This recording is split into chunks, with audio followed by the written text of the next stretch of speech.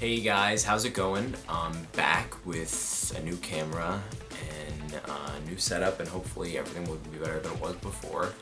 And I'm actually not working like crazy now, so I actually have time to make videos, so I'm going to try to make them consistently. But we're here today to talk about One Piece chapter 877. I'm not that sweet, and I read it off manga stream. I don't know where you guys read it, just want to let you know I'm reading the manga stream translation.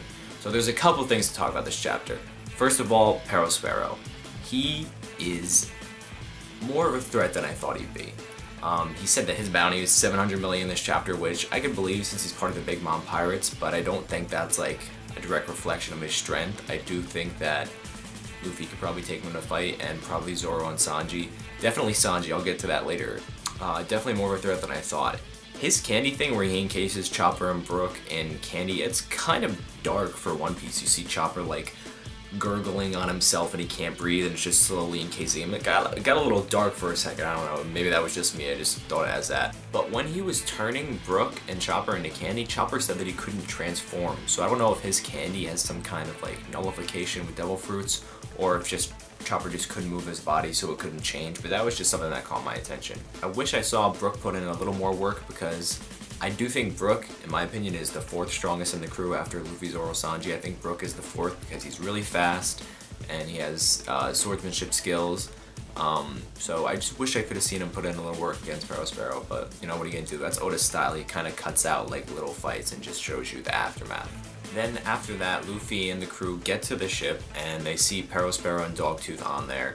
And I love how Dogtooth immediately says to his men, go back in the mirror, because in a few seconds you're going to be on your knees because of that man. So it's kind of like, in a way, he's acknowledging Luffy, even though he can see the future and that's what's going to happen. I still feel like he's kind of acknowledging him.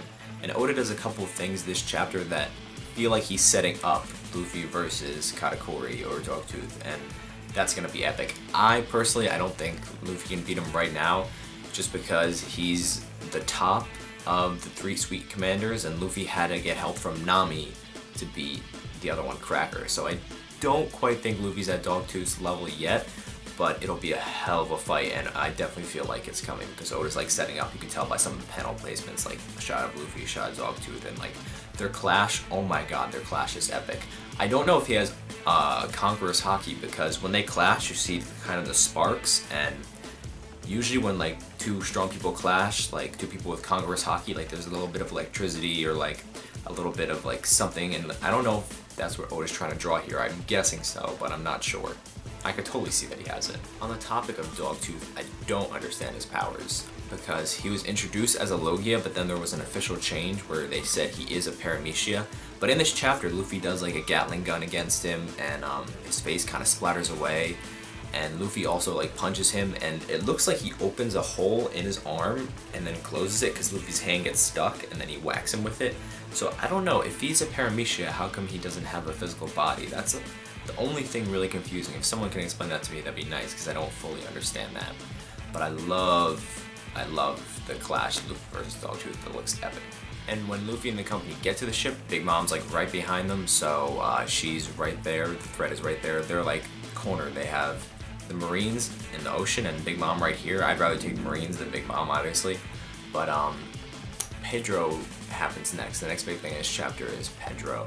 And it has been foreshadowed a lot in this arc that he is going to die. Like, he had 70 years of his life taken. He says a few times that this is his last voyage. So when he blows himself up this chapter, I do think that this is the end of Pedro. I know, you know, Oda doesn't kill people. Like, Konos' dad should have died, Pell should have died, but the way this has been set up, I think that this is it. Pedro's dead. I don't think Pharaoh's dead, because he lights up the dynamite right next to Pharaoh. He's not dead, because there's no way Oda would kill two characters, especially one with Pharaoh. I do think he'd probably put up like a candy wall in front of himself at the last minute or something like that.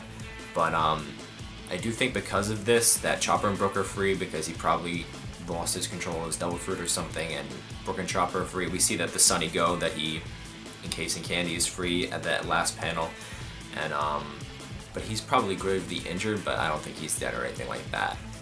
and not really much else happened. It was a very quick read chapter. We didn't get a lot of information. It was just quick, like, action. Like, Luffy got there, had a quick clash. The thing I wanted to talk about with Pedros Sacrifice is I do see Oda setting up him versus Sanji in the future.